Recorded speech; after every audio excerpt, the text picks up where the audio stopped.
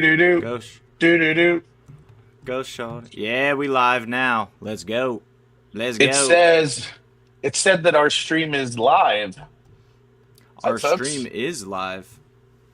Gotta love that. What's up, everyone? It's been like 6 months, I think, since we've seen everybody on the podcast, so this is nice. I'm Yeah, I'm we very missed you excited. guys. We've been Yeah. working on a lot of stuff, and podcasting became. We're gonna do some. We're gonna do a little change up with the podcasting eventually, but we're working on stuff. Eventually, yeah. But for now, you guys get us from. Well, Ryan's at the office. I'm at my house. It did say that Instagram is having problems streaming from StreamYard now, so I don't know if we're going to get IG on here, but it doesn't look good, unfortunately, so far. It's not connecting for some reason, so we're just everywhere else instead. So, guys, this podcast is going to be a This is a big doozy. one. This This is is a a big big one. one, to say the least. We got a few key components. I think we're going to talk about Brawl in the Burgh 29 for sure. Coming up July 19th. I was like, crap, it's not called the Brawl in the Burgh 19. Get those numbers mixed up in my head. Brawl in the Burgh 29 coming up July 19th in Bell Vernon. That card is so stacked and it's just And from. it's just crazy fun card. It's insanity. Like, I think it's kind of low key because here's what happened, folks. Hunter had a vacation. He was gone for like a month. It seemed like Yeah, it. it felt And like it. I was gonna like try to pick up the slack, right? And guess what? I wasn't able to. I got bombarded with so much stuff in my other business that I just like there aren't enough hours in the day. So we kind of like we're slacking. But now Hunter's back, catching back up, and the promotion wheel is about to start churning I know. for Brawl in the Burgh 29. How crazy, man. How crazy. I mean, it flew up on us. This card felt like it was a long time away. And then you're right. Basically, from my vacation till I got back, it just, by the time I got home, I'm like, well, the show's like literally about to happen. So we better get moving here. It just felt like I've been sprinting basically since I got home. But that's good. We have a lot to sprint about. So we're going to talk about Brawl in the Burgh 29 for sure, guys. Beyond that, we have Dalton Rosta joining the show, which is freaking amazing. So I'll be sending him a link to join. He'll be hopping on around 1 or so. He had a training session today, so he's fitting us into his busy schedule, and we definitely appreciate that. And when you say busy schedule, he certainly has a busy schedule. He's fighting in the PFL World Middleweight Tournament Finals on August 21st against Fabian Edwards. So insane matchup there. Dalton's been earning every step of the way in PFL. So he's now in line to become their champ and get a nice little payday from that too, I believe. So huge opportunity for Dalton. He's going to hop on the show to talk all about that and his most recent win. And then we were supposed to only have one more thing to talk about. This was going to be like a 3-segment podcast, but we actually have A 4 segments surprise now. guest. Surprise guest. A We're surprise gonna guest. surprise you. A surprise guest with surprise news will be joining after Dalton. And since it's a surprise, I'm not going to tell you a thing about that. But stay tuned for a surprise then. And then, big news. We've been teasing big news in promoting the podcast. We keep saying something really big's happening. I'm sure you guys can't guess at all, but we're going to talk. We're going to talk all about it and what that means and what the actual plan is and why we're actually not kidding this time. Oh wow, he printed it out. Nice. Well, that's awesome. That's a fun little bit right there. I The amount of heartache and struggle this has been. It's finally here, folks. We're going to talk all about that later on the podcast. Lots to hear. Like, don't stick around. This is a podcast. You got to hear this stuff. Hang out, have lunch with us. We haven't had lunch yet, but Ghost is my lunch today. ooh, that's a good lunch for your stomach, I hear. Like Did you just an eat? Did you eat? I had I had a Nice. monk nut and Okay. seed bars made with monk fruit, so it's like no sugar. Nice. It's actually pretty damn good. Peanut butter pretzel, not bad at all. And then I got some water, and I actually grabbed some fish oil capsules too. If you guys want to know, like, how does Hunter's brain work the way it does, which is to say, like, not very well, it's because I take fish oil every day. That is the secret. It's supposed to be good for your brain, and I'm too afraid to stop taking it. What if it is? What if it is the reason? I don't know. Could be. So take your fish oil, kids. Hey, Hunter, you see this on the bottom of the screen now? It says 247roofpgh.com. Yeah. Sure it's now 247homeremodeling.com. Wow. Does Roof PGH redirect there? Yeah, I think it does, but it will only redirect for so long. Oh, no, it didn't redirect, actually. Hang on. Yeah, wow. If only there was a way. So it's 247homeremodeling.com? Yeah. Look at yes, sir. When we rebranded. Yeah, so. Went the whole way. Okay, so starting with Brawl in the Burgh 29. So guys, listen, here's the thing. There's this card is complete insanity. Never before has there been a main event like the main event we have. Never, ever before has there been a main event like we have. So we're gonna get into that. So let's talk about the early portions of the card. Yeah. We can save the main event for last. The early portions of the card have some matchups that, one thing that I think you guys know if you're following us closely, one thing we always get super excited for are these amateur matchups where you genuinely have no idea what's going to happen and you just love the skill level seems to be dead 50-50 kind of fights. And that's what I feel like we have across the board with every amateur fight that we've booked. This card's actually about half amateur, half pro, so it's interesting to have this kind of spread for us. So it's going to be a fun one.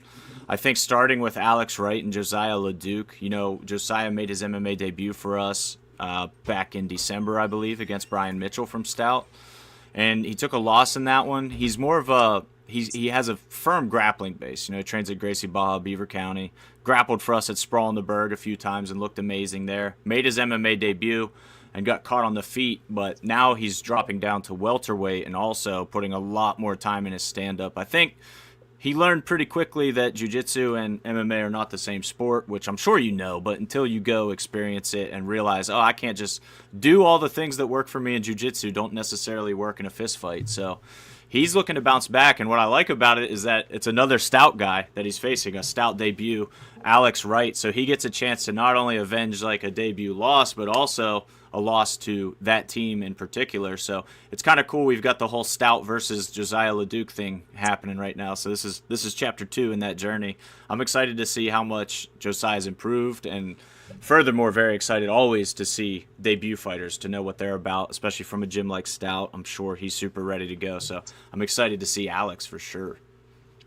Yes, and then we have a couple more amateur bouts. What's up, Rob McCraw? How are you, brother? Rob's got some fighters on the card. He's pumped up.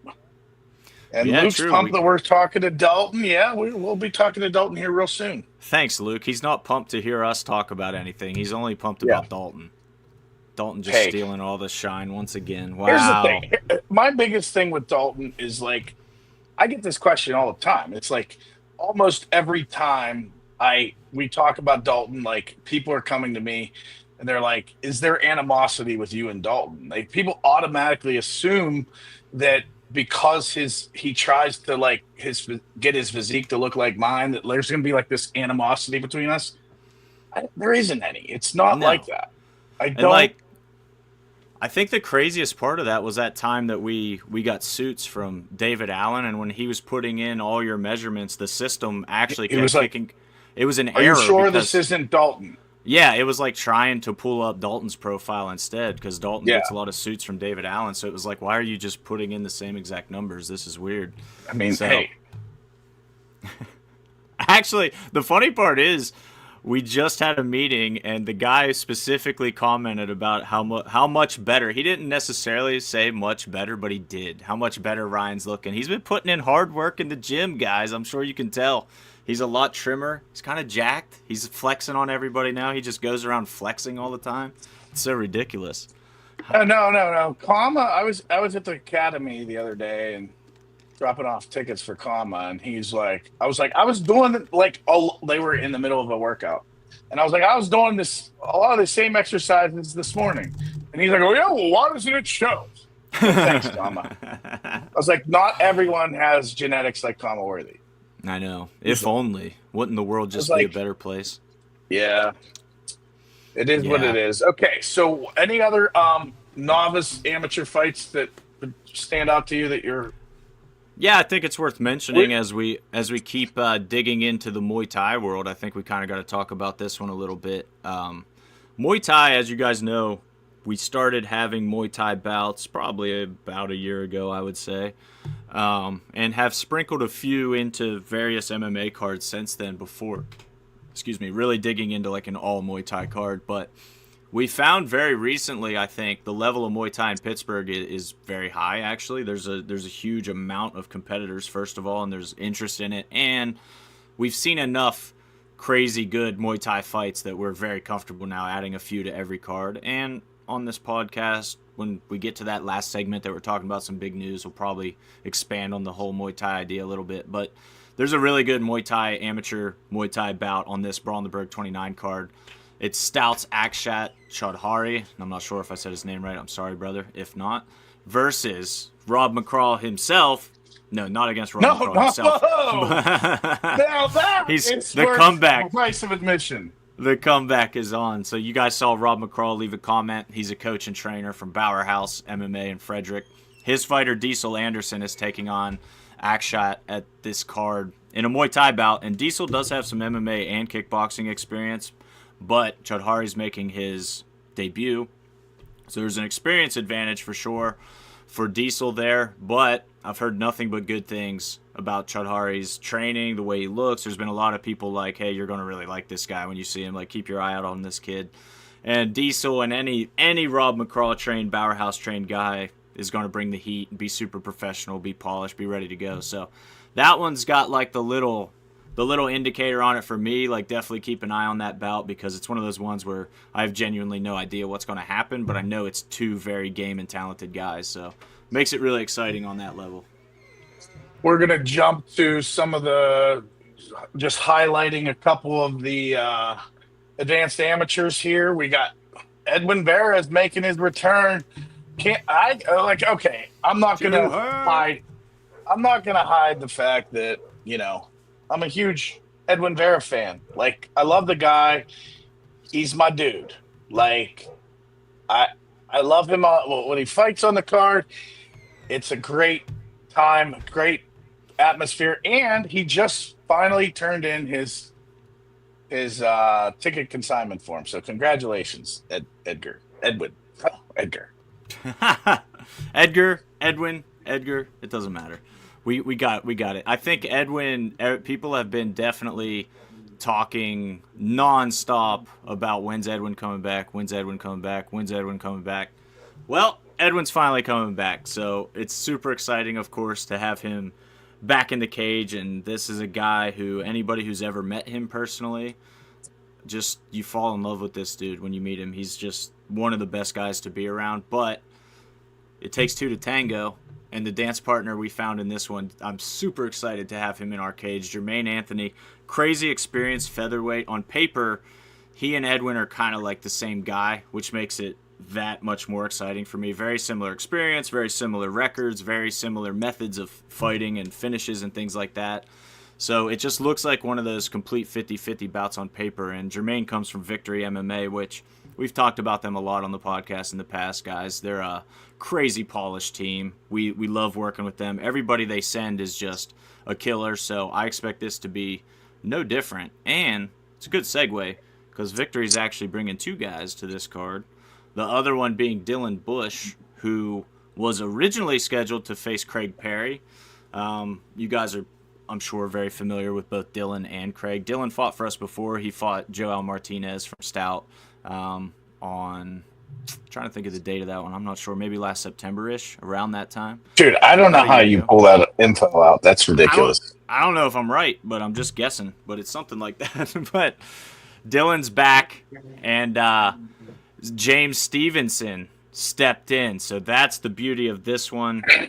James Stevenson back in action. Another guy like Edwin that's been out for a little while, polishing it up. James is now also working with the Mat Factory and Yinzer Boxing Zone, Chris Williams. So you know James Stevenson's looking polished.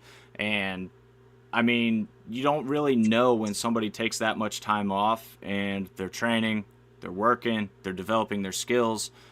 What's he going to look like in his return? I mean, we know what he's looked like in the past, which is an extremely exciting, athletic fighter that... Explosive. Yeah. Three fights with us, 3 exciting fights with us. It's kind of like guaranteed action with James, so I expect nothing else here. I know Dylan was disappointed in his last 247 fight and performance. He's been wanting to get back for a long time, and he's been messaging us on Instagram and stuff saying how excited he is. So Dylan's fired up, man, and James sounds equally ready after that layoff. So you've got 2 talented guys, 2 great gyms, great coaching staffs behind them with a lot of motivation.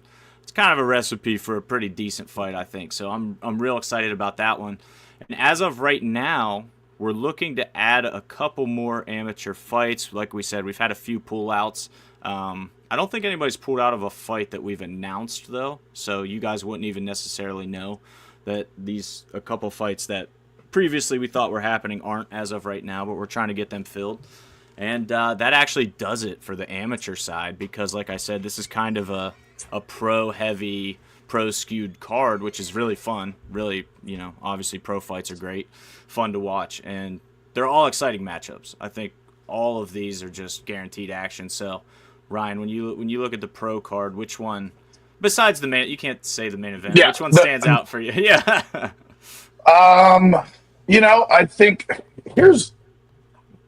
the sleeper is Shaka Worthy and Jonathan Beckett. I think that, dude, every Shaka Worthy fight is so ridiculous, so much fun.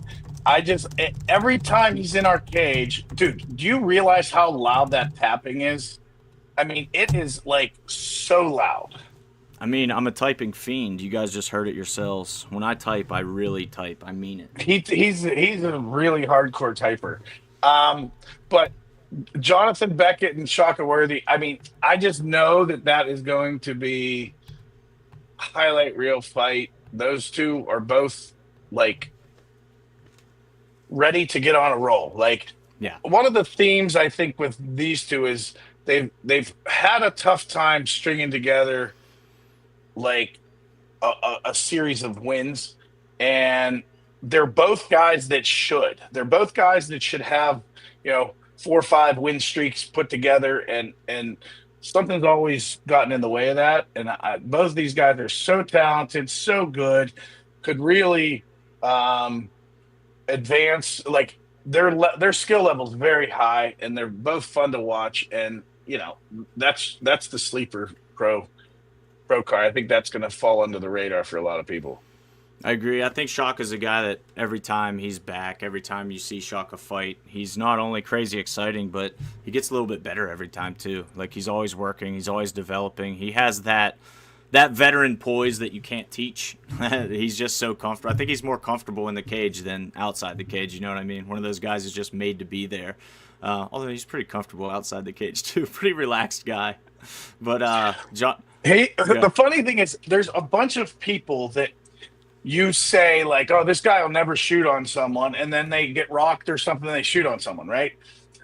I don't think I've ever like Shaka's not shooting on anyone. He's gonna stand there and pick you apart, and he's gonna defend the takedown, and like he's not shooting on you. Now, that being said, this fight he'll probably end up shooting on someone. We need an over-under line. We need like live betting Shaka to shoot a double leg. What would the odds on that would be like plus 1,000, I think, something like that. It would be no way. You don't even know. You don't even understand betting, dude. If you think it would be plus 1,000, you don't understand. That's only 10 to 1. Yeah, only. That's massive. No, 10 to 1 on him shooting. He's been in the cage how many times? He's never shot. Now's the time. He'll never see it coming. It would be a lot. It would be a lot higher than 10 to 1. Let's just say. It's fun. Anyway, Yeah, and Jonathan Beckett, man, I gotta shout out Team Fusion in Missouri, and that's his team, obviously. And they were hitting us up from the very beginning, wanting on this card. Which it's always fun to us to have blue corner teams coming from a distance. This is a team that we've never worked with before, but we're very excited to. And they really wanted to be involved, and I love that. And they, given a pro roster, we had a couple more of their fighters matched as well, but unfortunately, they were a few of the ones that had to drop out. But Beckett is coming all the way from Missouri. Probably doesn't take a genius to figure out you don't come all the way from Missouri to lose and just cash a paycheck. I mean, he's coming here to beat the hometown guy and put on a show. And Team Fusion, I mean, they have fighters that are all the way up to the UFC level. So this is a team that prides itself on being very polished and being very professional and putting on a show. So that's what they're going to do. That fight's incredible. Like Ryan said, I agree. That's a matchup for sure to keep your eye on. I think if we tone it back, it's kind of funny. There's three pro bantamweight fights on this, which is just kind of weird. But the one, while we're talking about Rob McCraw, might as well just keep it on the McCraw train and talk about the pro debut of one guy, Mr. Noah Kiska. One guy. Pro debut, Noah Kiska. He's fought for us a few times, guys, and I think if you watch the podcast religiously or if have at least seen us talk about Noah in the past, we've always touted his skill set. Even when he was an amateur, debut amateur, he looked more pro-ready than most guys you've seen. He has a great collegiate wrestling background. Obviously, training with Rob and the guys at Bauer House, he's polishing his overall skill set. As much as you talk about Noah's wrestling, I think actually what stood out to me more was his striking and his ability to blend everything together. He's kind of that. You always hear people talk about the new breed of fighter that knows every discipline, is comfortable everywhere. He's definitely that. He's that kind of representation where wherever you put him, he looks really good. And we got him against an absolute stud who we've also seen before in here, Finishers MMA product, Matt Santos. So crazy excited about that matchup. Matt's jiu-jitsu is absolutely filthy. His control on the ground is insane. He had a very impressive pro fight against Anthony Hogeback for us. I think that was also last September. Brawl in Burgh 23 maybe. And yep, it was. September 21st. There you go. And he looked amazing in that. So the Finishers team, I mean, you guys know by this point, they always bring the heat, led by a very notable UFC vet, Zach Makovsky, out there. Those guys are legit. That matchup's legit. I think we're gonna have to revisit the pros on this card because we're just not gonna have enough time before Dalton gets here. Too many. We got too many fights. I'm gonna text Dalton the link right now. So let's see. Dun, dun, dun. Let's watch Hunter text Dalton the link. Too late. I'm done. You don't have to watch anymore. Really getting after that thing. Playing my keyboard like Billy Joe. Hear the whole desk vibrate when you type. I mean, when I type, man. Like I said, I mean every keystroke, bro. But let's talk about the main event, and we'll talk more about it probably on the tail end. But the main event, this is unheard of. Let's tell them how this kind of happened. It kind of happened crazy, fast. It's fun, man. I love the way it came together. We were looking for a fight for Kama. Kama said he wanted to fight. And we were doing our usual thing, going back through our past fighters list and reaching out to coaches, and we just weren't having a ton of success matching him, to be honest. Not a bunch of interested bites for some reason. It happens all the time, so it's not that rare or anything. But Ryan just texted me one day, and he sent Luis Pena, Violent Bob Ross, Ultimate Fighter vet, UFC vet, legend in those UFC days. He was very well known. He was like, that's what we need. That's the fight we need. He sent Luis Pena an Instagram direct message and then texted me and said, this is the fight that we need. Because if you guys have followed the sport, followed Kama, they fought in the UFC. Kama actually submitted Luis Pena in the UFC in his second UFC fight. So they have history. They're both, like I said, notable UFC vets, both around. Luis is also back on the regional circuit, staying very busy. And I was like, dude, I have Luis's phone number from when I worked at Flow Combat because he fought on a few cards that streamed on Flow Combat, and he was like one of the guys that we were building up at the time on Flow Combat. So I just texted Luis and I was like, dude, I don't even know if this is your number still. Hope you remember me, kind of thing. We might have a fight for you on July 19th just outside Pittsburgh. And he said, yo, what's up, dude? This is still my number. I'm in. Just say when. I didn't say the opponent, the purse. I didn't say anything. He just said, I'm in.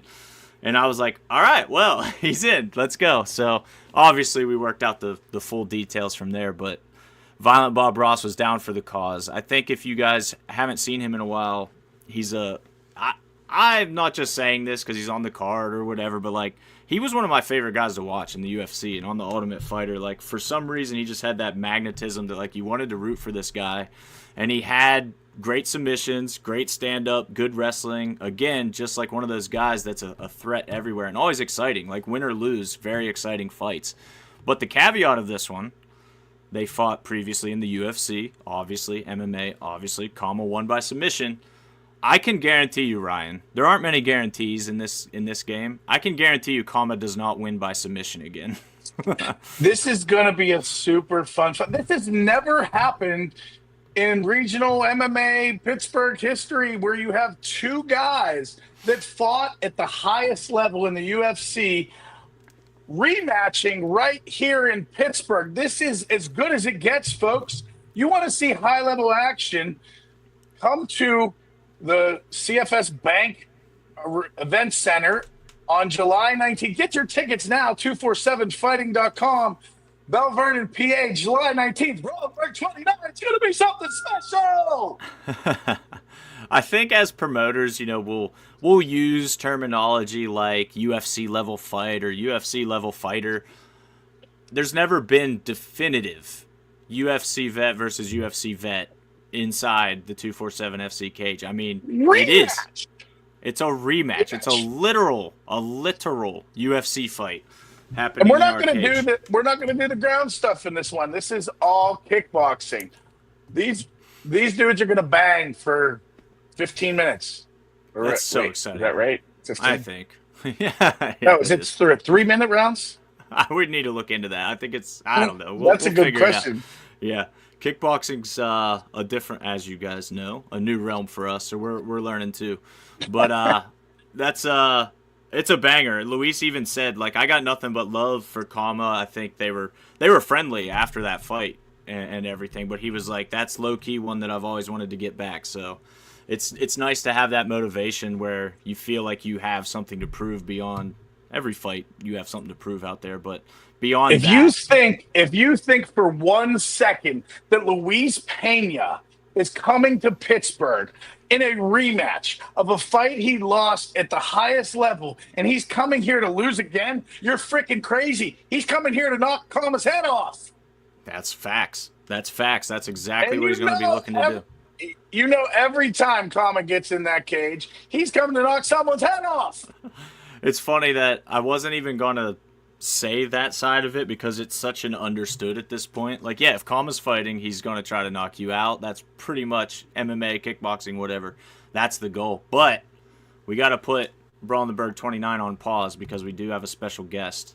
Let's add this handsome son of a gun right here. Look at this guy. What's up, dude? What's up, guys? How are you? Good, man. Are you in the Raptor? Yeah, I'm in the Raptor R, bro. You can't disrespect me. It got the fucking little R at the end. VA supercharged. That's one of the most badass trucks, man. How is that thing? How do you like it? I fucking love it, bro. This is my dream truck. This or a Shelby F-150. Ooh. And I've wanted them for 5+ years now, so I finally pulled the trigger on it. That's sick. Did you get it after your last fight, or did you have it before that? I got it before I fought Aaron Jeffrey, in between Saudi Boo and Aaron Jeffrey. Nice. Well, good for you, man. Doing obviously big things, getting that Raptor R, getting the big rematch victory over Aaron Jeffrey. Now you got a world title fight for PFL coming up. Things are pretty good in Dalton Rosta land. How's this all been feeling, man? It feels great, man. Like I said, first round, I drew probably what a lot of people would say was the toughest guy in the tournament. Former champion, credentialed kickboxer, went out there, dominated and finished him. And then in the second round, just his last fight, I got the only guy who ever beat me, and I was able to get it back. So I didn't get to finish like I wanted to, but I went out there and won the fight, and that's all that matters. I beat the only person who put a blemish on my record, and now I can officially say that I've beat every single person that's been put in front of me. That's a cool feeling, man. Was there an added element for you? Was it kind of just business as usual with the rematch, or was there an element, a little extra pressure, a little extra fire, whatever you want to call it, of wanting to get that one back? Yeah, there definitely was. I was beating around the bush a little bit before the fight. A lot of reporters and journalists and everything were asking me that question, but it was definitely a little personal for me. You know, like I said, he was the only person that beat me. I thought he did some dirty shit in the first fight too that I took a little personal. Then kind of mocked me after the fight, saying he was living an American dream with a picture of me like on my knees, kind of in disappointment at the end of the fight as he was walking off. He mocked me big time after that fight. And then all of a sudden, before this fight, when I'm talking all this shit, everybody wants to call me cocky and call him a nice guy. But to me, he liked talking shit on Instagram, and he liked talking shit after he got the win. I feel like for him, it's not really about being the nice guy. Maybe he's a nice guy outside of fighting, but whenever it comes to fighting, he just doesn't have the confidence to talk shit. And I think that's what happened there. Well, you got a guy that I think will engage in some trash talk for this championship bout. I'm sure this is a guy that you've had on your radar anyway, but what is this matchup for you? Like, how excited are you to not just be fighting for the title and be in the finals and all that, but against Edward specifically? It's kind of the perfect storm, in my opinion. Yeah, I mean, I don't really give a fuck about who I was fighting. At the end of the day, that's serious. They're just an obstacle in my way. I want to be a champion. Now I'm fighting for a world title, and he just happens to be the guy that's standing across from me. So I don't know if he's going to talk shit back, though. When we were doing our face-off, his coaches were chirping a lot, and I was ignoring them. And we had, you know, that intense stare down, but I seen his eyes flicker, and I seen him looking around. I felt like he was moving his body and stuff. I could tell he was still nervous. He was a little high off his emotions from winning a fight, but I could feel the nervous energy, and his coaches were doing all the talking for him. And then he started chirping as soon as I said something after that. So I don't know if he's going to talk shit back. I already made a couple memes, already put a couple things on Instagram, no response, nothing. So we'll see. I like that you're not afraid to go after them a little bit on social media. I think it's really fun. I think the meme game has gotten better and better, man. Is that how do you approach that? Because some fighters, they try it and it comes off as really inauthentic and it doesn't really work for them. But you've done it in a way where it's very Dalton Rosta, like it's very you. How have you learned to like lean into that and execute it properly?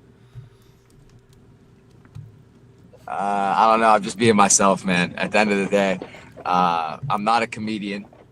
I'm a fighter, but I do like to talk shit. And I feel like my shit talk aligns well with what I post on social media. So, yeah, like I said, it's just me being authentic, me being myself. Love that. What do you got for Dalton, Ryan? I know you've been dying to talk to this guy. Your twin, as you were telling all of our fans. Yeah, so like Fabian, you know, you guys were in Bellator for a long time together. Like, did you guys ever have any run-ins? Do you ever have any?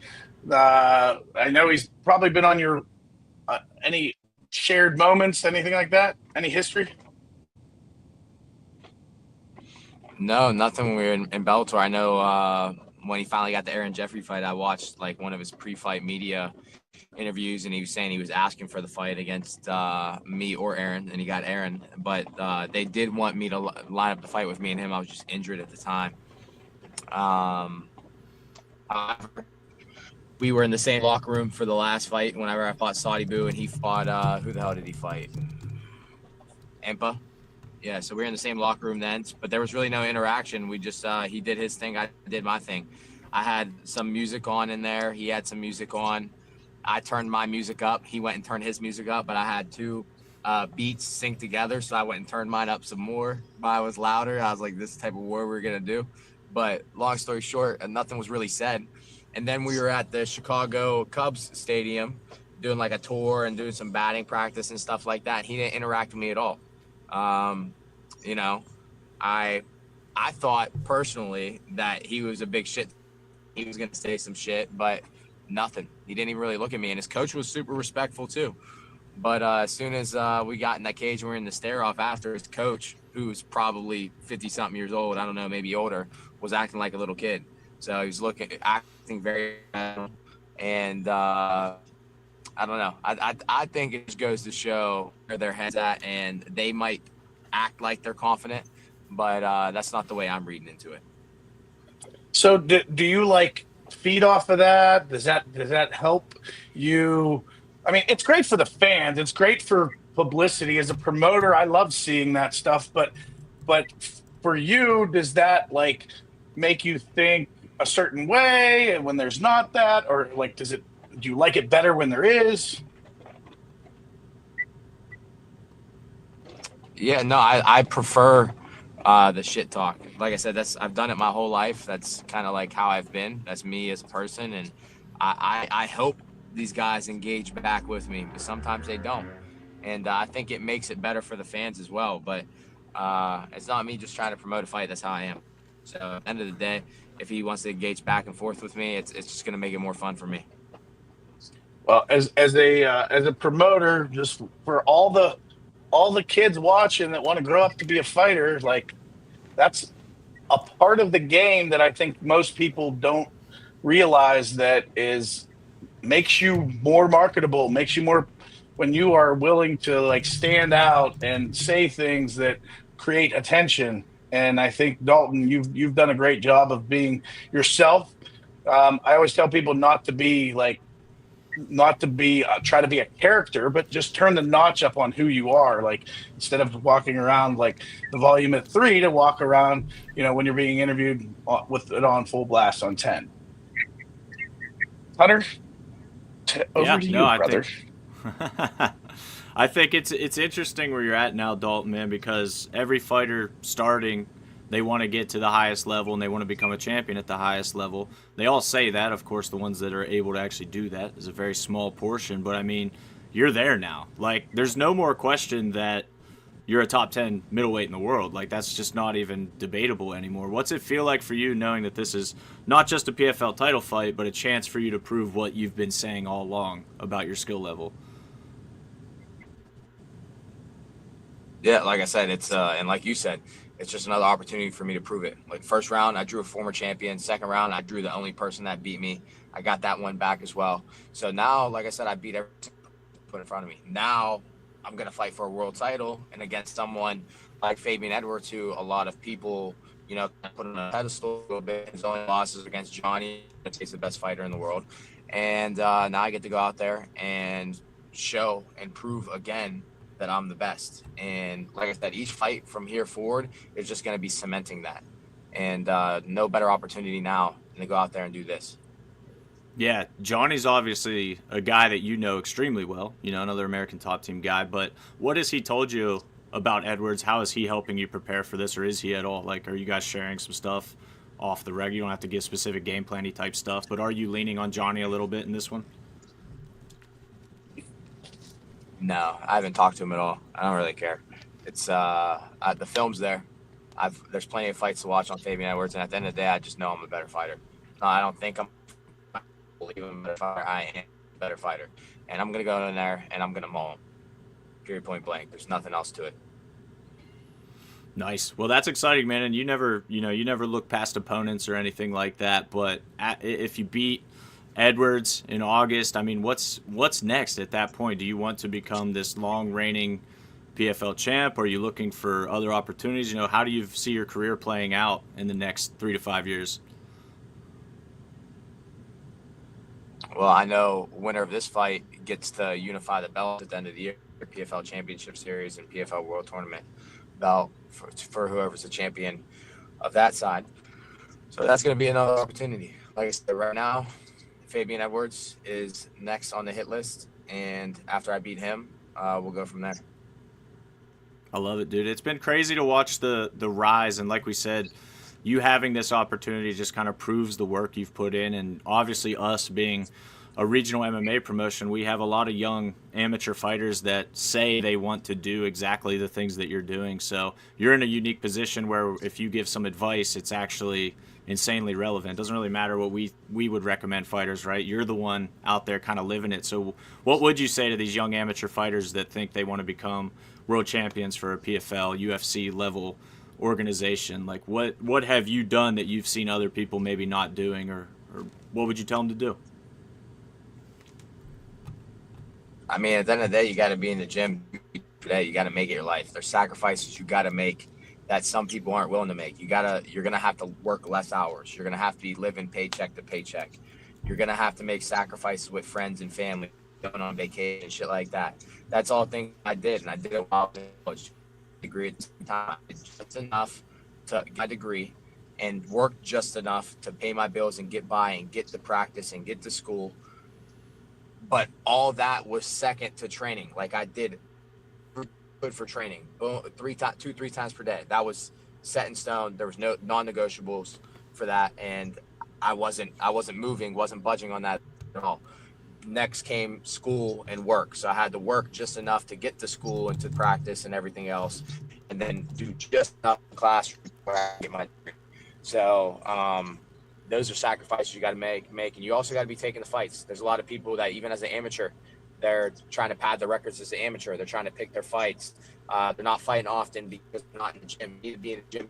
So if you get a short notice call, you could take the fight. You don't know how many times I've had a boxing match, or I took a boxing match on 1 day notice before, for like, hey, we had a guy pull out, and I know this is last minute. Don't feel pressured, but you want to take this fight. And then I call my coach, and I'm like, hey, you got anything going on tomorrow night? Can you corner me?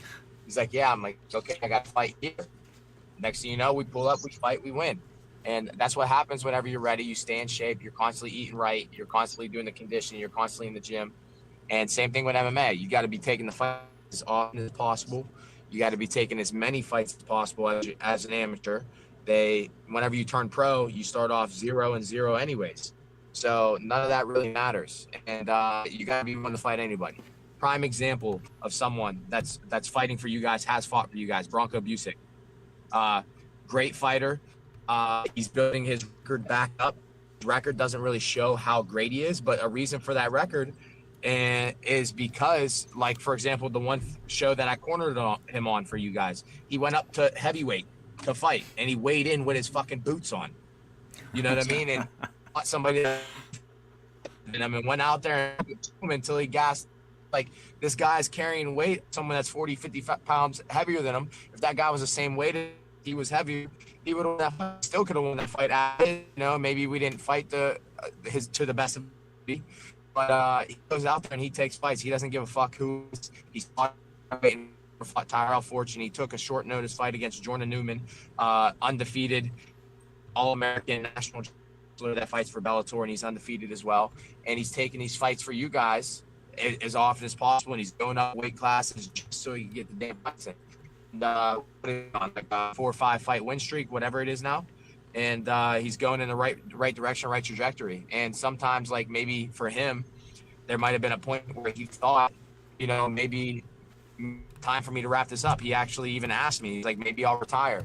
But he stuck with it. He stayed consistent, and he finally broke through that little barrier that I feel like he was going through. And, you know, now he's on the verge of doing something great, and he could possibly, if he stays on this trajectory, get into Dana White Contender Series and make a push at the UFC. Maybe he's 1 or 2 fights away from that. So I feel like that's the route you should be going. And a lot of people are scared to go that route, and it might make it a little bit tougher. But he's a prime example, and I think he's a role model that a lot of guys on the regional scene should, you know, look up to, and they have the ability to talk to him at these shows and stuff too. So that's someone I'm looking forward to watching fight, and I think that's someone that's a prime example of how you should be as a fighter. Yeah, and just to kind of add, like, as a human being, I don't think there's anyone that I enjoy being around more than him, man. He's just like such a good dude, like so solid. Yeah, he's a great guy. Great guy. Honestly, and I'm not just saying that because you are, but I'm better people than him. Just a nice human being, super caring, will do whatever he can. He'll give you the shirt off his back, and he's just a great guy.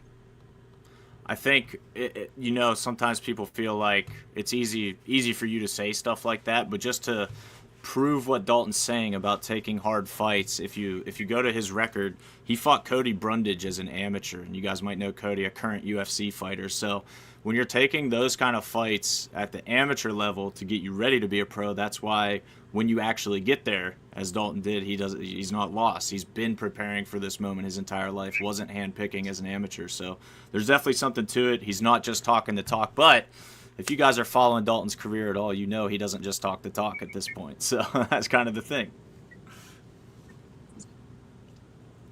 Yeah, I mean, as an amateur debut, I fought Sardis Gunther. That was John Gunther's little brother, 3-0 at the time. And I feel like they were trying to feed me to him. It was my debut. Then I fought Quentin. It was like I was like 2-0. The Made Men's Promotions fight, and he was like 4-0 at the time. I was 4-0. Then I fought Cody Brundage, who's current UFC fighter, and he was a Division II American wrestler. So I took a lot of tough, a lot of fights that a lot of people nowadays, would duck or try to avoid. And I think at the end of the day, like I said, especially as an amateur, you should be taking all these fights. The tougher the fight, the better. You find out who you are. Yeah. Yeah, man, 100%. It's showing. I mean, the results speak for themselves at this point. But I do got to turn. I gotta get your opinion on one thing before we let you go. I got to know what you think about this Jalen Ramsey move. I'm not going to not talk Steelers when Dalton Rosta is here, What's Jalen Ramsey to the Steelers? How do you feel about this? So I don't like that we gave up Minka Fitzpatrick, but he's a solid piece on our defense, but his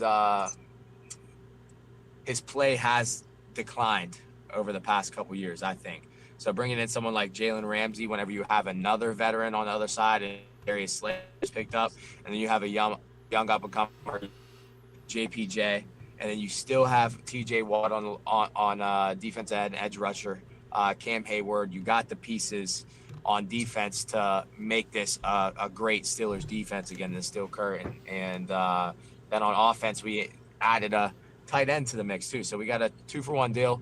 I don't love the deal, but I don't hate it. You know what I mean? We gave away a great player, but we also gained a great player, and then we gained a weapon on offense as well, another receiving tight end. So, and then you got Aaron Rodgers at quarterback, who I'm not huge on. He's definitely on the decline, but at least he has a great football IQ, and he's definitely better than the quarterbacks that we have had in the recent years. He makes good decisions. He's efficient, and maybe he can light a fire under someone like Calvin Austin at the slot. He has 2 tight end packages, and then he has DK Metcalf. I would have preferred we didn't get rid of George Pickens, but Steelers know something we don't know. You know what I mean? Maybe that was a locker room issue, but if we had GP, DK, now 2 tight ends, and you bring in a young stud running back through the draft, and you have Jalen Warren, who's been more explosive than Najee Harris, finally got rid of his ass. He's a bum, in my opinion. But, I think this is making for a good season this year. We'll see. But I think we could still fill in a couple more pieces. I love it, man. Whenever the fighting career is done, you guys can expect to see Dalton Rosta on KDKA breaking down the Steelers games. I love your passion for the Steelers, man. It's always fun. Give your sponsors a little shout out, man. We'll get you out of here, let you drive that Raptor around a little bit. But who's behind you? What sponsors are behind you, helping you make all this real? Yeah, now with the PFL, I have a energy drink sponsor called Valor Energy. They're official sponsor of the Pittsburgh Pirates as well. And then Arkham, they're a crypto company. They help you make good decisions with crypto, and with a lot of like the shadiness that's going on with crypto projects and stuff nowadays, it's a company you could turn to make sure you're making the right decisions. And then obviously I can only have 2 sponsors now with the PFL, but Arias Agencies, Simon Arias, he's been with me my entire career. He wasn't able to be on the shorts or my shirt or anything this fight, but I'm extremely grateful for him and his company and everything along the way. They've been here the entire time. So, I appreciate everybody. Love it, man. Well, we're super proud of you, brother. We love watching you do your thing, and we look forward to this next step, man. Go bring some gold back home to Western PA. Thank you, brother. I appreciate it. Thank you for having me on. For sure. Thanks for coming on, brother. Yes, sir. Peace out. Dude, that dude's bad. Beast. Freaking beast. I mean, it's kind of crazy, man. We talked about it with him just now, but like how many fighters, they start as amateurs and that's where they want to get. They want to get to that level that Dalton's at right now. And statistically, odds are most of them don't get there. I mean, it's a brutal sport. It's a brutal path to actually make it. And seeing another guy from Pittsburgh, get to that super high-end level in pro MMA, it's cool, man. It's what we talk about as 247 all the time, what we think Pittsburgh can become and how we think the scene can continue to develop. Guys like Dalton are never going to be the norm. That's never the average path for an amateur fighter is never going to be becoming PFL, UFC champ level guy. But I think we'll be doing that with more regularity in the next 5 to 10 years for sure. The scene will take that leap and Pittsburgh will become an area where that's not uncommon anymore. You know what I mean? I think he hit the nail on the head when he said, I mean, it's basically how much, one, you have to have a certain level of skill set. Like, you have to have a certain level of athleticism. But then it comes down to, like, how much are you willing to sacrifice? How much? Like, you have your level of sacrifice has to be so great that most people just aren't willing to do it. And to get to that level, the level of sacrifice, I mean, take a look at Dalton. He has sacrificed a lot. He moved.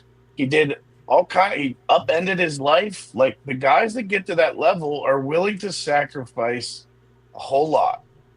And that might mean, not living where your loved ones are. That might mean not seeing your family much. That might mean, like, it's a lot of things. And, if you're not willing to do those things, then you're probably, like, you're going to limit your opportunities, even if you have a tremendous skill set. Yeah, not just willing to do it, but it's flat out necessary. Like he said, he wasn't mentioning that as like here's what Option. you should do. Yeah, this is how you have to do it. Like, he lives around guys who are also living that life. At American Top Team, one of the best gyms in the world, on the planet, and he sees them all living that way. I'm not saying all of them, probably not, but the ones who are making it, that's what you have to do. So a great example, man, for the local scene, a guy who, like we said, does talk the talk, but then absolutely backs it up as well each and every time. Now, I think I saw on Twitter he's calling himself an undefeated fighter again since he avenged his only loss. So I like that. Beat everybody he's faced, and now has what many would consider the opportunity of a lifetime. But knowing Dalton, he's looking, and he just said it, so it's not like a guess. That's just another chance to prove what he's known all along, and he's going to keep doing it beyond that too. So crazy excited for him. But Ryan, we do have somebody who just joined, and I'm going to go ahead and add them to the stream right now. This is our surprise guest. Is it a familiar face? It is a familiar face. Look at this guy. What's up? Look at What's this. up, dog? What's going on, fellas?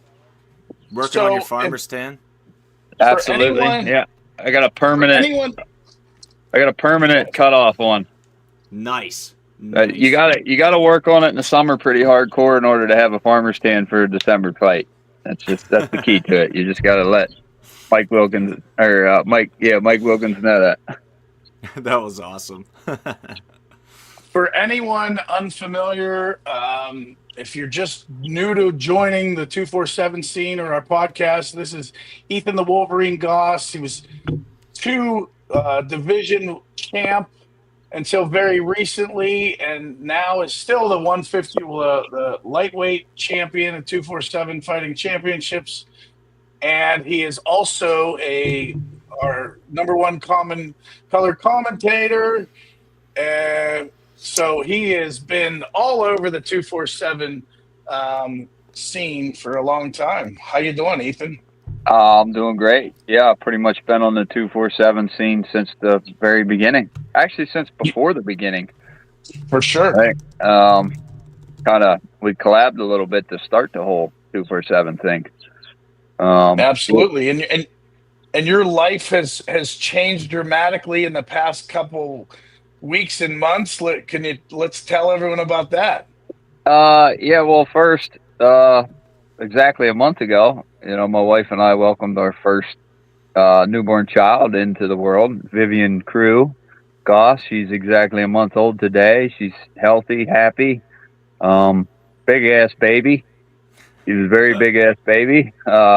She was born at 8 pounds 11 ounces and 21 inches long, and she's doing absolutely wonderful. Eating better than you could ever imagine, and looking like she might be a heavyweight. That is so well. When you come from Big Mama, I mean, what were you expecting? Yeah, Big Mama really lived up to the name, and when she pushed that big baby out, so now we got Big Mama and Big Baby. That's awesome. At what point can a kid eat Middlesworth chips? Like, when are they ready for chips? I don't know. I'm gonna wean her onto the chips here, probably in another month or two.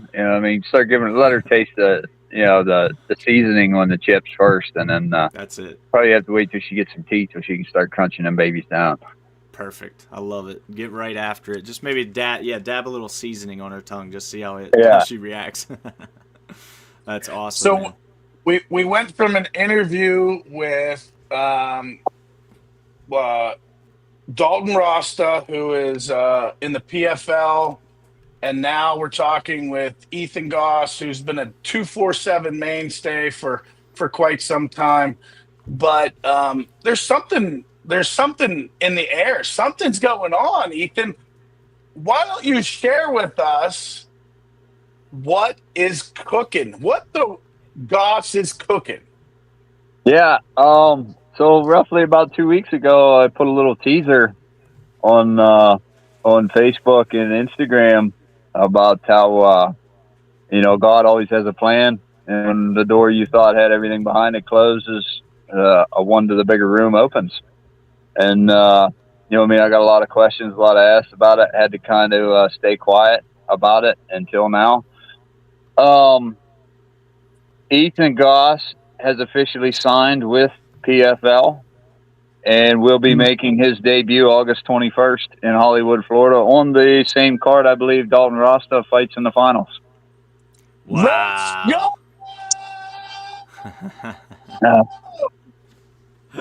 That was awesome. Your mic was like limiting how loud it was allowing it to be, so it sounded quiet. But we know Ryan Middleton is not quiet. So that's awesome. Yeah, that's huge news. We were actually in. I got contacted by CFFC, and we kind of in talks with them about a fight. And then the next day, my manager Rich Chow from the mag agency shot me a text and told me they had the opportunity, and I pretty much got it figured out with the coaches by that evening, and we said yes to it, and this is what we've been working for. Kind of weird how it comes after I finally get beat after a after a 5-year undefeated run and a 7-fight win streak, but it's all about timing, and it was just the timing of it, and I said it's all God's plan. So who knew, man? All this time you were trying to win fights impressively, and all you needed to do was just lose. Yeah. All you got to do is just get caught in a heel hook, and then you can get the call. But yeah, man. Excited for it. Definitely. I was hoping to come back, towards the end of summer, beginning of fall in the first place. So, it's a little different with having a newborn kid and stuff, a little bit more things to take care of and all that stuff, but we're making it work and, get through the holiday weekend here. And then we're going to start our cross training, out with Siebert and Patton and the guys out at Stout and the Mat Factory, and, possibly hit up Carlos Fair and those guys down at Virginia again and go down there and, probably incorporate in with maybe Moose and those guys over at American Top Team, and get some work in with those guys too. Wow, what a spread, man! That's good. Just surrounding yourself with great people. I mean, it seems to be a good path for sure. And I know how these contractual things work. I'm sure you can't talk about the opponent yet until they announce it, but what can fans expect from the matchup? Like, is it a hype matchup? How do you guys feel about the fight? What should we be getting excited about over here? Yeah, he's like I said, I can't drop a name or anything yet, but it's one of their guys, one of their young and up and coming studs that they have. Very good, very talented fighter. But this is the first time he ran into an Appalachian Mountain boy like me. So, coming from the mats of Central PA and the mountains of Central PA, heading to Florida to do what we do. And, the kid's very well-rounded and good in all areas, but so am I. And it's going to make it a very interesting fight. I think it's going to be I have a feeling it's going to be like a Skylar Sudo type of fight. Skylar Sudo versus Ethan Goss type of fight. I have a feeling it's kind of going to be that way. Yep. I'm gonna choke slam him and then tombstone him and then wrap him up for the 1, 2, 3. Dude, that's awesome. I love it. I mean, as someone who has watched you develop and grow as a fighter, and it's no secret that you and I are friends. Sometimes. Yeah, well, not never, in public. Actually. We just not in public. But this is such a great moment, a great feeling, and something I take very personally. I mean, trying to get people and help them get to where they want to go is what we want to be doing here, and just seeing that come to fruition in someone that has put so much time, effort, energy, determination, and coming back from a rocky record early on and developing into the fighter you've become, and the mental aspect of that game, really watching that specifically become your strength.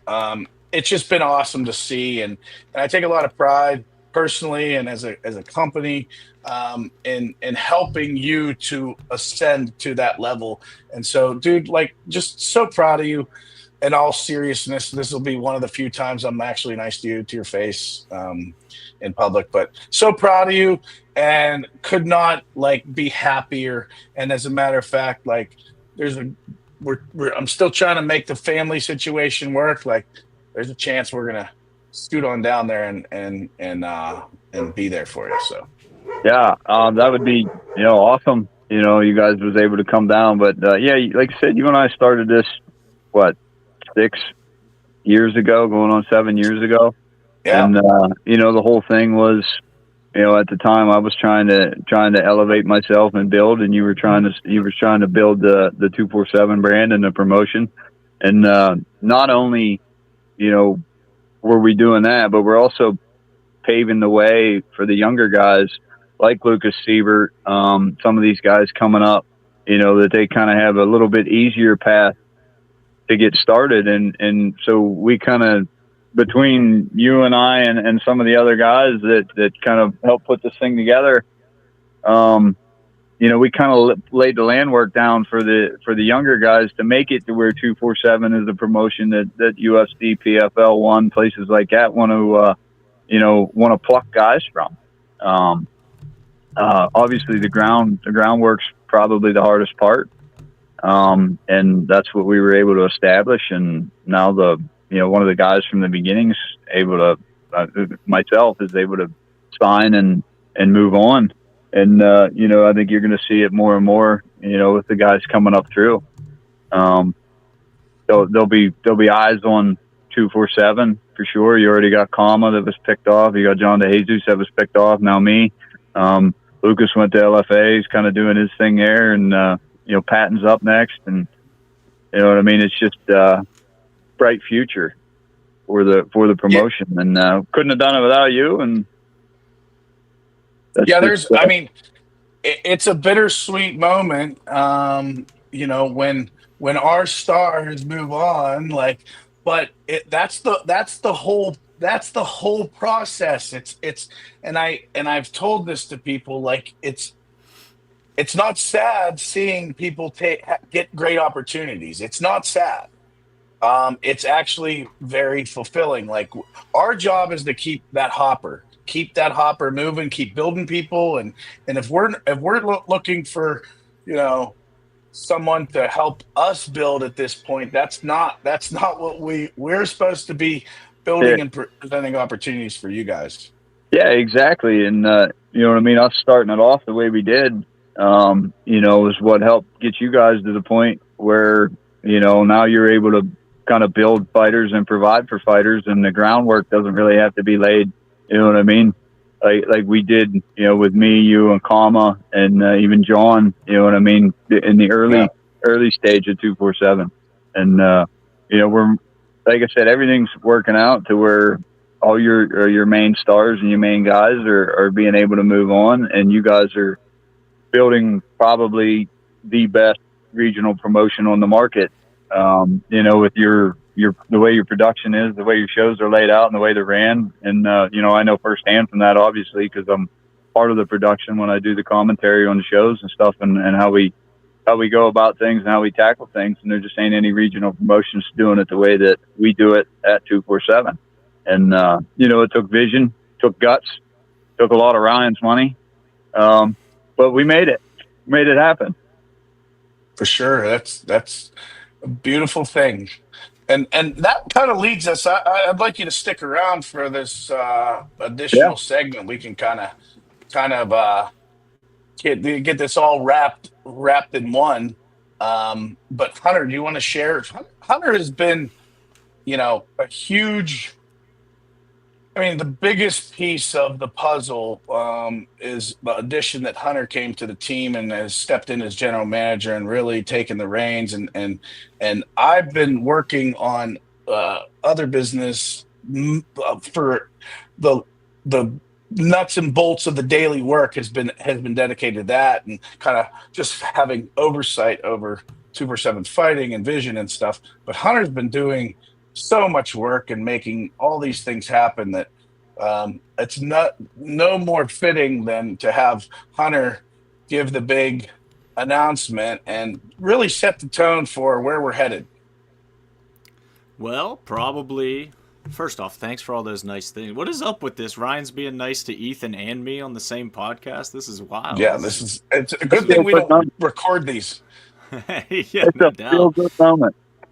It is. Yeah, man, it really is. As much as we joke and mess with each other, this was probably the feel good moment of like my personal time with 247 and just as a team and everything. We've been working toward Sunny Days Arena for over a year at this point. You guys have been hearing about this place, and it's coming soon.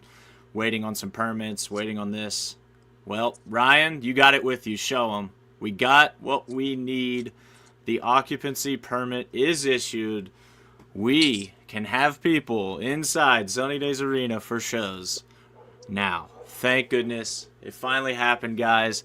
Now, July 19th, we've already talked about July 19th in Bell Vernon a few times on this podcast. That is staying in Bell Vernon. We're not moving it on you guys. We're not going through that whole fiasco again of changing locations. So, July 19th is still in Bell Vernon, but behind it, August 9th is our next card, and that will be the debut grand opening. Sunny Days Arena at the venue in North Versailles, Pennsylvania, is opening up August 9th with, you would think I was going to say Brawl in the Burgh 30, but that's not what it's going to be called. As part of us moving into Sunny Days Arena, we are also rebranding our event series, and this will be 247 MMA at the venue 1, the debut show there. It's the most exciting, like we said, it's the most exciting thing that we've done, that we've worked for. It was kind of crazy, Ryan. I don't know if you felt the same thing, but listening to Dalton talk about what it took him to get where he is in the PFL and the sacrifices he made, and definitely where Ethan's at with his career and how we've watched him develop, it's similar, I feel like. I was just talking to a friend about this morning. It seems like as you get closer to these goals, the world will start throwing like extra stuff at you just to make sure that you really want it. I felt like we got 100%. tested.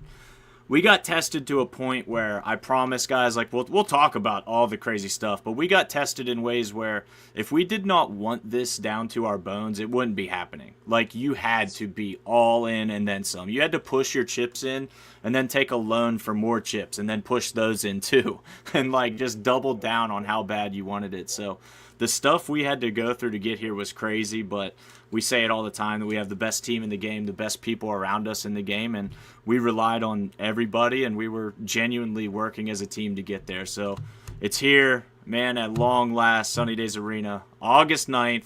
Let's go. The game is changing. I mean, it really does change everything. This means monthly MMA shows. This means full Muay Thai kickboxing shows, full grappling shows, and then a lot of shows in between. You can expect to see very soon pro wrestling, concerts, comedy shows, gun shows and trade shows and things like that. Boxing. Sunny Days Arena is not just combat sports. It's an event center. And we're going to be showing you guys the inside, outside, the transformation of this place.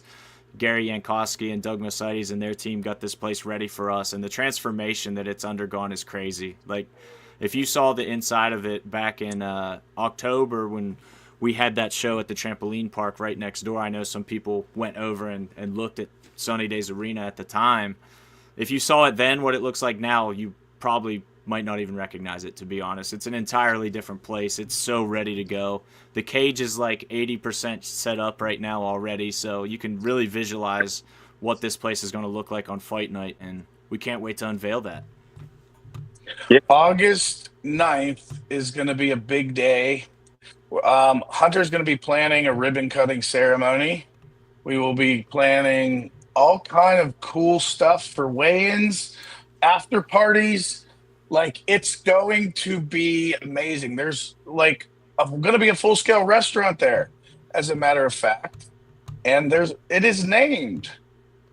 We were going to do railroad at the venue, but we're not anymore. No. Because do you know why? The Bruised Rib is coming to the venue. That's a perfect name for a perfect venue. So, super excited for you guys. Super excited to be there for the opening, the grand opening of Sunny Days Arena. Like I said, it's basically an open book for you guys now. You guys have your own building to do as you want, as you please, and podcast shows, whatever shows might want to come to the venue, and obviously a lot of good fist fights coming your way, and can't wait to be there August 9th to call the first show. Let's go. So guys, when the let's go stuff, like if you're on my personal Facebook or Instagram and you saw like let's go, all I could say is let's go. Like, I was so excited. Monday I got a call out of the blue from the Andy Prez. It's that Hickory, PA internet out there. Yeah. You froze completely. Yeah. Am I live again? You're back now. You're better than Petersburg, man. What? So I'm pretty in the sticks like Petersburg. But I got an unexpected call on Monday that was like, hey, from the landlord saying, give me a call when you get a chance. And I was driving, so I called him right away. And he hadn't even told me that that this was a possibility because we didn't know it was. And he ultimately told me, like, we got the final inspection, we're good to go. It's going to be the certificate of occupancy is going to be issued any day now. And then Wednesday we got the certificate, so it's official. Like, we can have shows there now. There's caveats to that. The kitchen's not ready. Like, we're going to get some things in place. The health department has to come out there, blah, blah, blah. But we're ready. It's on. Let's go. Yeah, I got 5 random let's go texts from Ryan the other day. And it was, let's go. I was like, okay, where are we going? What are we doing? You going to tell me why you're saying let's go? And then I'm informed why we were saying let's go. Yeah, that's all we were allowed to say. Let's go, But worth celebrating. I gotta know. I just thought of this. You talk about the bruised rib, which I agree, Ethan, is like the perfect name for this place. If we made a Wolverine sandwich or burger, what would be on it? Like, what would the Ethan Goss special be? Ooh, I'm a pretty simple guy on my stuff, but I feel like if I'd make a burger for somebody, I would load it up with everything you can think of: onions, ketchup, mustard, pickle, mac sauce, anything you freaking want. You know what I mean? We So would I didn't think about it. we would name it the heel hook. We're done being nice to each other, apparently. I couldn't go through with that shtick. We could name one after Ryan, too, and call it the Fatty Patty. Oh, man. Beautiful. We're so back, ladies and gentlemen. That's awesome. But yeah, man, it's obviously crazy exciting. The restaurant component of it, they're killing it, getting that ready. The menu's going to be awesome. We're super excited to just have a spot, man, to finally have this spot and be able to do the things that we said we wanted to do and we're going to do. And now it's here. So now the challenge becomes getting that place totally ready, beautiful, set up for August 9th. But we're going to get it done. The journey begins. So August 9th, ladies and gentlemen, 247 MMA at the venue. The debut. There's already some fights set for that date, I think, and we're looking to fill it. Listen, if you want to be a part of something special, the beginning of a landmark moment in Pittsburgh MMA and Pittsburgh combat sports, there is no better time than right now. Hit us up. Get on this card. This is going to be special, guaranteed. No ifs, ands, or buts about it. Yeah, definitely. The younger guys coming up and stuff, man. This is your chance to get some exposure, and this will probably be the most marketed 247 card that has been put together for August 9th. So, here's your time to shine. Here's your time to be in the spotlight and make a name for yourself. Definitely, man. Going to be a special night. We're going to put everything into this, as you said, Ethan. We're going to roll out every trick we got in our sleeves for this one. We'll try to have some special guests in attendance. It's just going to be a big celebration, man. It's been such a long time coming that everyone involved deserves that ultimate payoff. So we just got to be buttoned up, do things the right way like we do it, and just go execute, man. It's going to feel great. And then once that first one's under our belt, the shows are just going to start rolling off, baby. We're already discussing a few fights for September as well. So the challenge now becomes, normally we would plan a card at a time, like one at a time. You can basically focus, but now you're going to have to focus on 3-4 shows at a time for matching and for planning. Work 2-3 shows ahead. You know what I mean? Yep. So it's an exciting opportunity for fighters, coaches, gyms locally just to have some place where you can have such regular work. You won't have to travel to New York and Ohio and things anymore to fight unless you really, really want to do that. Like, you're going to have opportunities here at Sunny Days Arena, and we're going to just keep elevating our game, man. The whole staff is obviously super excited about it. Everyone involved is excited about it. So I think the best is yet to come is kind of the biggest cliche of all time, but could not feel more strongly that applies to us right now. So time to go prove it. But before we get in there, July 19th, this beautiful son of a gun, Ethan Goss, is going to be on commentary for that. And I know he's excited for that card. So check us out July 19th at CFS Bank Event Center in Bell Vernon. The tickets and live stream are available, 247fighting.com. And then we're at Sunny Days Arena August 9th. So get ready for that. Okay, so just so you guys are aware, you guys want to have like an idea of like the tentative MMA date schedule. I'm going to rattle off some dates here. These are what we're working on right now. So August 9th, obviously, 247 MMA at the venue. September 6th, October 11th, November 8th, December 6th. That closes out the MMA calendar for the year. Start off 2026, January 17th, February 14th, March 14th, April 11th, and May 9th. So those are the dates we're targeting. and it's going to be a whirlwind. We're going to do some great things. Grappling, we'll probably have our first event for grappling in late August. But we're working on scheduling those dates and how often they're going to be. I'd like to have them monthly. We'll see if we can accommodate that. But if you're a grappling guy, you want to regularly grapple, hit us up.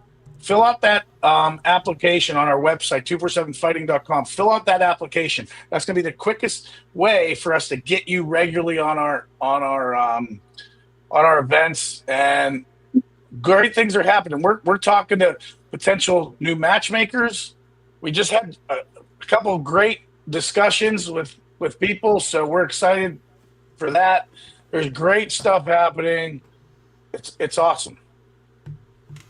It's a Exciting new times. era. It's a new era. I mean, this is really. You got the dates laid out, especially for the next two coming up, July 19th, August 9th, and then don't forget to tune into ESPN August 21st and watch your boy make his debut. Man, Let's Ethan and Dalton go. both on the card, both guys on this podcast, vets of the 247 cage, and both in PFL now doing their thing to a worldwide audience August 21st. Yeah, you guys better be tuning into that too. Crazy, man. Exciting times around here, but we're going to keep crushing it, keep doing our thing, and we thank you guys for tuning in and buying tickets and watching the live stream and supporting all the ways you do. So let's take it to a new level, fellas. Let's go. Let's go. On that note, we're going to end the stream. Ethan, go enjoy your day. Go finish, flesh out that tan a little bit, and we'll talk to you soon, brother. Yeah, we will be in touch soon, man. If anything, I'll see you on the 19th. Love it. All right, guys. Thanks for joining, everyone. We have an army of people that have done amazing things to help this promotion, and I just there's just so many people. It's from coaches to our staff, to fighters, to sponsors, to all. Guys, thank you for all you've done. We're literally just unwrapping the present and going to move forward and do great things. So if you haven't jumped on the bus yet, it's time. Well, you can still get on, but we're moving fast. Let's go. Let's get it. Let's go, all right, guys. fellas. Thanks for tuning in. Stay tuned to obviously our social media and everything. We're going to be announcing all kinds of stuff here very, very soon. So we'll see you then. Peace out.